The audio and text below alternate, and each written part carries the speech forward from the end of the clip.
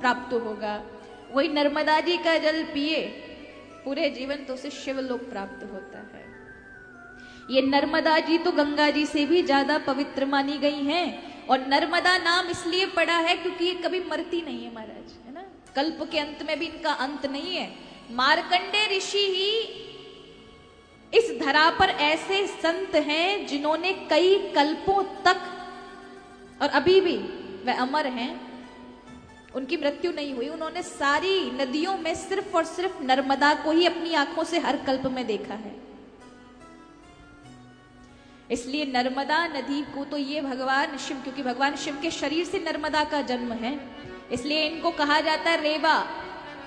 भगवान की जटा के अग्रभाग में रहने के कारण जटा संकरी भी कहा जाता है, और दक्षिण वाहिनी गंगा भी कहा जाता है इन्हीं नर्मदा मैया को। ये नर्मदा जी का कंकड़ कंकड़ शंकर कहा जाता है। सारे शिवलिंग की प्रतिष्ठा करनी पड़ती है, लेकिन नर्मदा जी के कंकड़ में जो शंकर हैं, जहां से नर्मदा जी बह रही है उस कंकड़ को उठा लिया जाए तो वो शंकर बन जाते हैं। और भगवान शिव ने तो नर्मदा जी को ये वरदान दिया हुआ है कि कोई तुम्हारे में अस्थियां बहाएगा, उसकी अस्थियां पाषाण यानी पत्थर बन जाएंगी, और वो पत्थर मेरा स्वरूप हो जाएगा। कोई भी उठाकर पूजेगा मेरा फल प्राप्त होगा, यानी अस्थि हड्डियां पत्थर बन जाएंगी। तब वारिगतम चास्ति शिला रूपम भविष्यति, भगवान शिव कह रहे हैं, तस्यापर्चन मात्रेणम नर कामान वाप्नुयात्, कि कोई अस्थि बहाएगा वो अस्थियां ही पाषाण बन जाएंगी, पत्थर बन जाएंगे। उन पत्थरों को जो तुम्हारे ऊपर से जल होता हुआ पत्थरों के ऊपर से निकलेगा, वो पत्थर साधारण नहीं है, मेरा रूप हो जाएंगे, जिनको बाणलिंग नर्मदेश्वर कहते हैं। और वो पूज्य बिना प्रतिष्ठा के निराकार रूप में पूजे जाते हैं महाराज।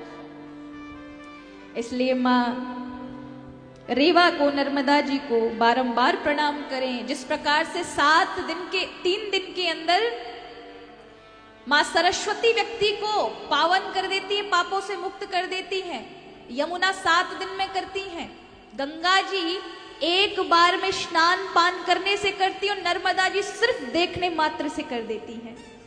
ये नर्मदा मैया महाराज सविंदु सिंधु सुस्खल तरंग भंग रंजितम दिशत सुपाप जाति जाति कार्यवारी संयुतम कृतांत दूत काल भूत भीत हारि नर्मदे त्वदीय पाद पंकजम नमामि देवी नर्मदे। ये माँ भगवान शिव के शरीर के पसीने से उत्पन्न है, और कहीं कहीं तो भगवान की शरीर के अंदर से जल प्रकट हुआ उससे, और कहीं कहीं तुम्हारा अनंत अनंत में हर कल्प में नर्मदा जी का वर्णन आता है, हर पुराण में अलग अलग तरीके से। पर एक बात सामान्य है कि ये कभी मरती नहीं है, भगवान शिव की पुत्री के स्वरूप में विराजमान है, और गंगा से ज्यादा अत्यधिक पवित्र होने के कारण समग्र देवताओं ने इनके तट पर अपना अपना निवास रखा है।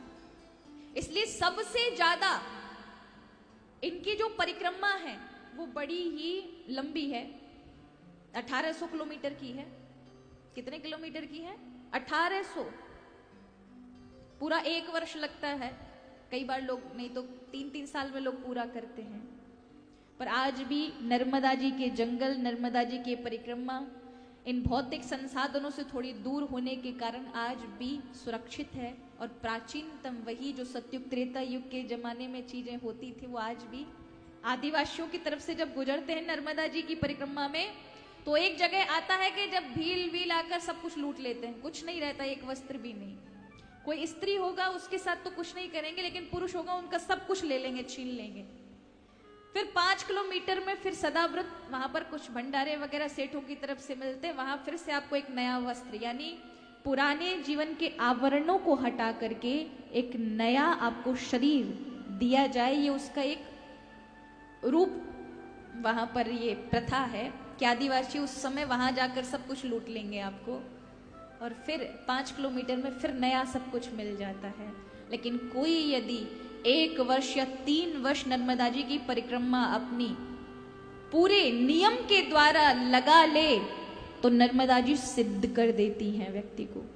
मैंने अपने बचपन में जब उस समय उस जगह वहां पर कथाएं करी हैं, ओंकारेश्वर में, होशंगाबाद, हरदा, जहां नर्मदा जी का किनारा है, तो ये मेरे जीवन के अनुभव में मैंने बड़े बड़े तपस्वी साधुओं को परिक्रमा में सिद्ध देखा है।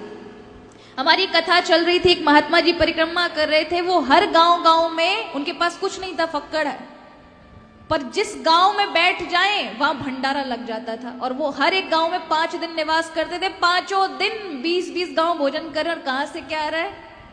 पर वो भी बड़ी सिद्धियां भी खतरनाक होती है महाराज।